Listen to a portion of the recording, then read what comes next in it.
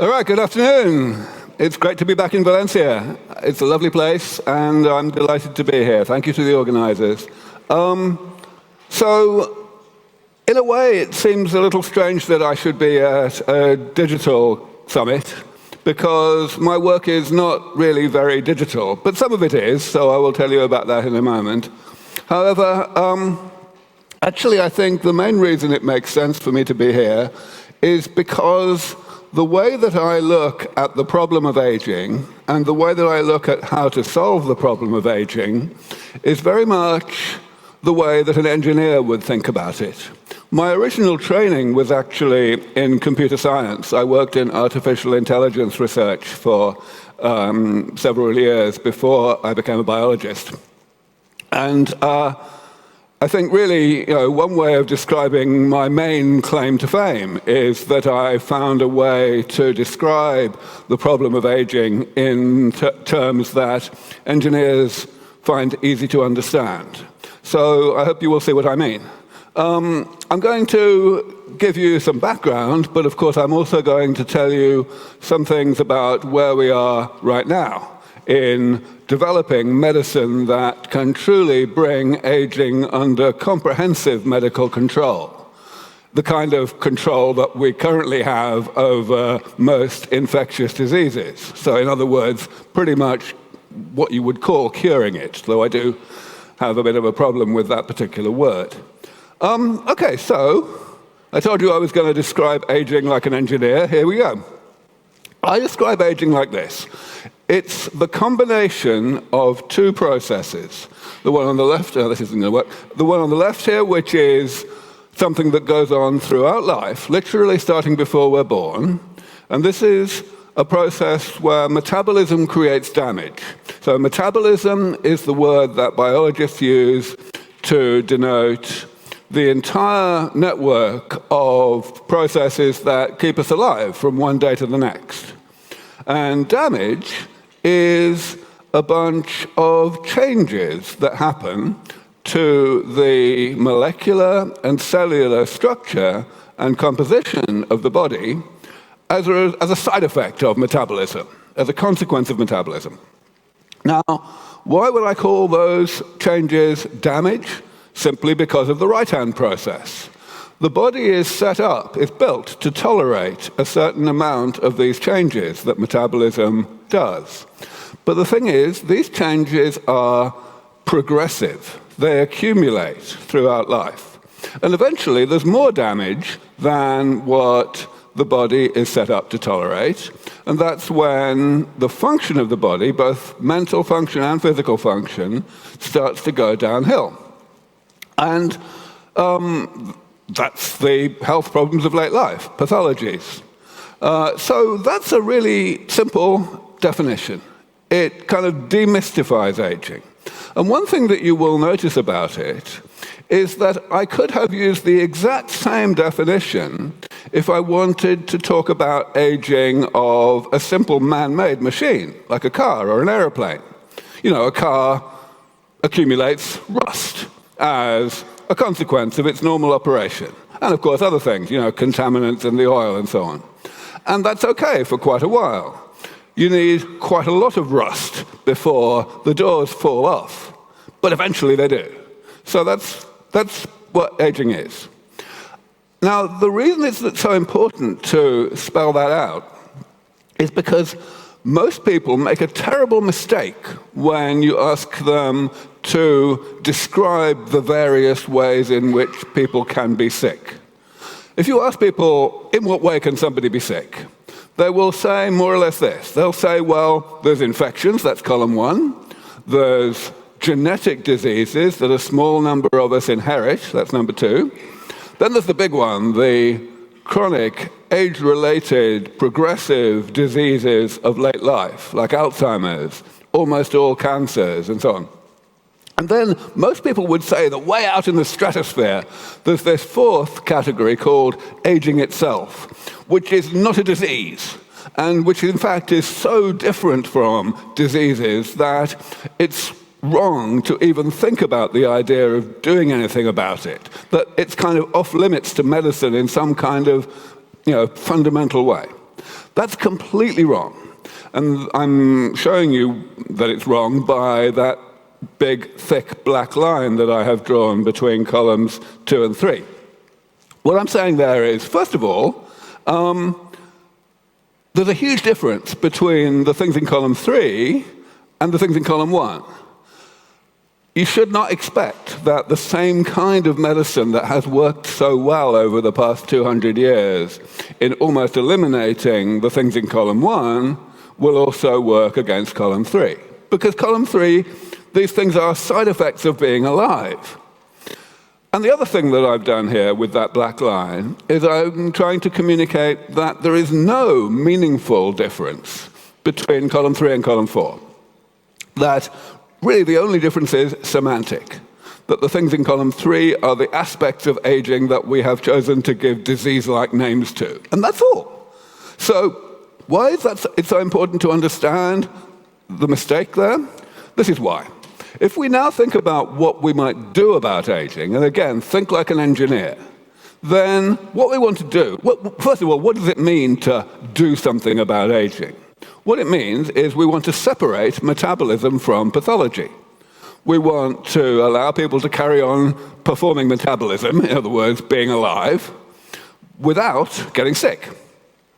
And at the moment, almost all of the money and effort that society spends in trying to do that is spent on the right-hand side, in geriatric medicine, which tries to essentially ignore the left-hand process completely and let this damage accumulate, but then attack the pathologies that arise from the damage as if they were infections, as if you could cure them.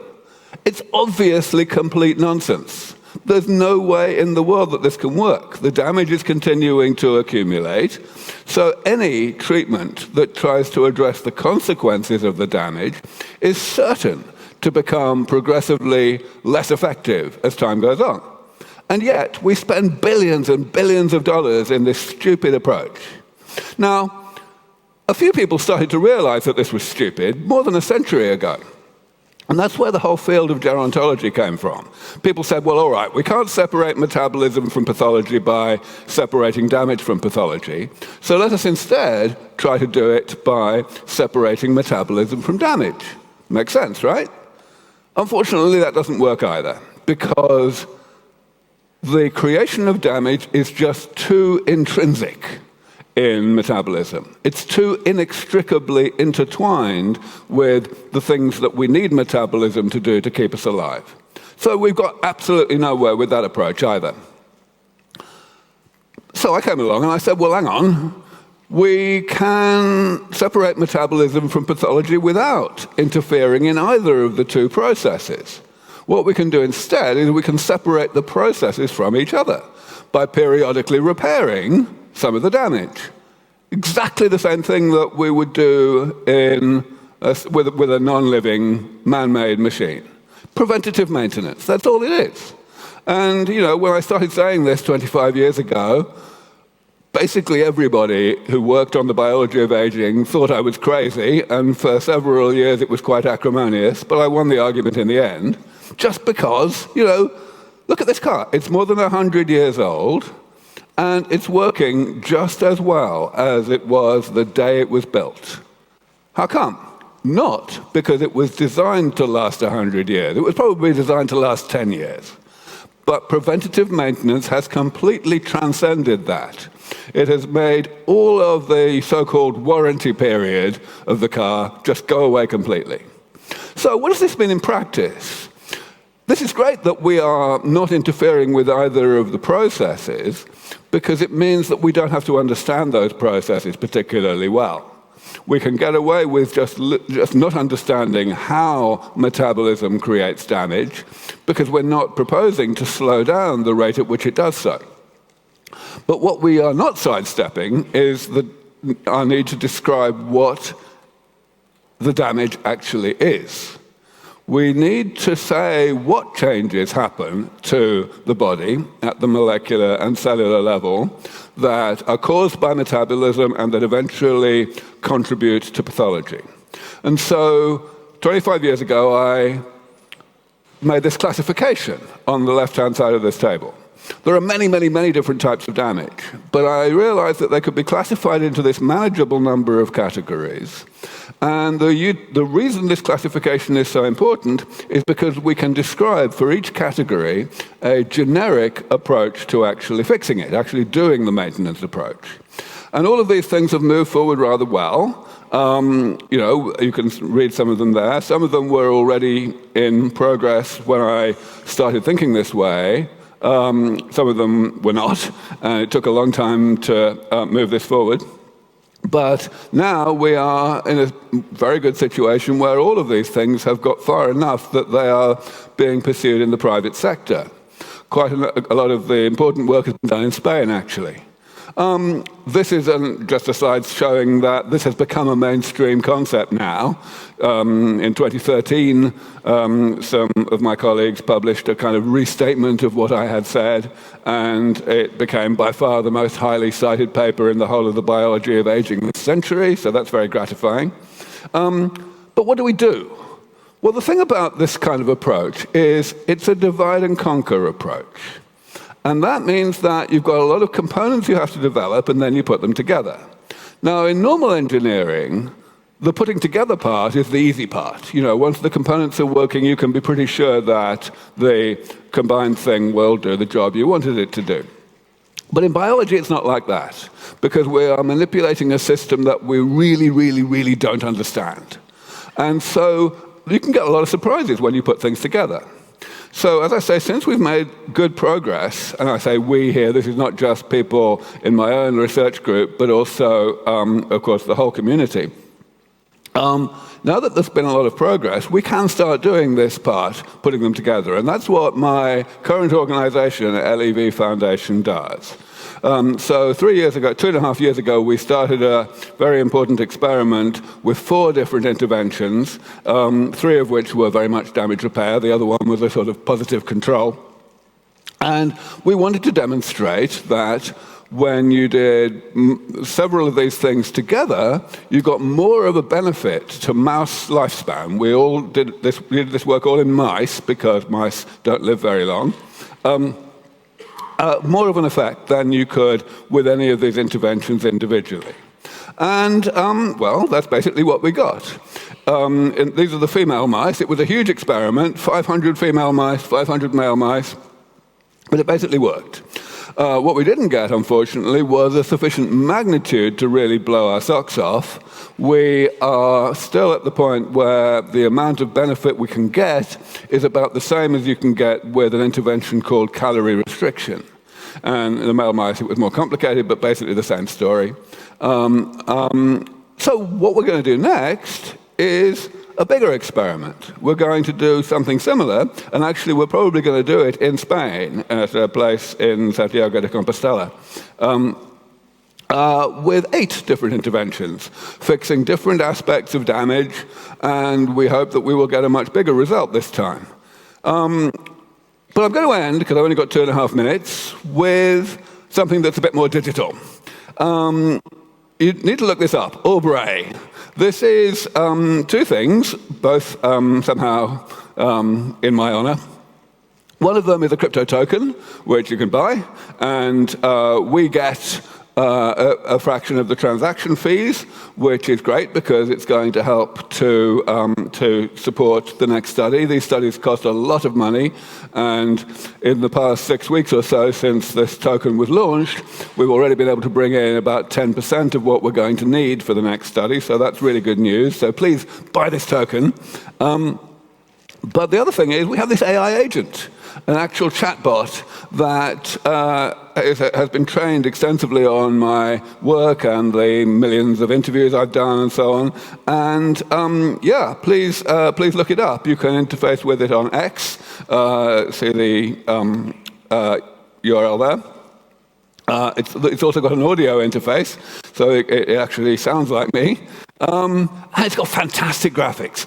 The people who did this are big fans of our work, and one of them has the most extraordinary artistic ability. We've already hired him to redo the front end of our website. I was told not to go over time, so I won't. So I would just like to end by thanking all of the people who have supported my work over the past 25 years, without which it definitely could not have happened. Any biologists in the audience who want to know more than I had time to discuss today about the details of our experiments and why they're so important, I refer you to this review that we wrote last year talking about the first study and the rationale for this study series. And of course, I would be delighted if any of you were interested in supporting this work financially. So that's the QR code on the right. So I will stop there. Thank you very much for your attention.